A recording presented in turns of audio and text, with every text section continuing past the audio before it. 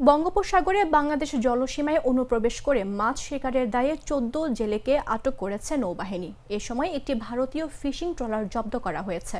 শনিবার দিনগত রাতে মংলা বন্দরের অদূরে ফেয়ারওয়ে বয়া সংলগ্ন গভীর সাগর থেকে তাদের আটক করা হয়। সংশ্লিষ্ট সূত্র জানায়, ট্রলার সহ জেলেদের আটক করে নৌবাহিনীর যুদ্ধ জাহাজ বানৌজা বিষখালী সমুদ্র থেকে জব্দ এফবি পারমিতা নামক ওই ট্রলারটি নিয়ে নৌবাহিনীর একটি জাহাজ রোববার সকালে রওনা হয়েছে। সেটি বিকেল নাগাদ মংলার দিগরাজে পৌঁছানোর কথা রয়েছে। ট্রলারটিতে থাকা ইলিশ সহ বিপুল পরিমাণ সামুদ্রিক মাছ নিলামে বিক্রি করা হবে।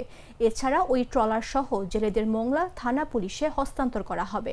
আর এসব জেলেদের বাড়ি ভারতের কলকাতার দক্ষিণ ২৪ পরগনা জেলায়। এসব তথ্য নিশ্চিত করেছেন মংলা উপজেলা সিনিয়র মৎস্য কর্মকর্তা মোহাম্মদ জাহিদুল ইসলাম।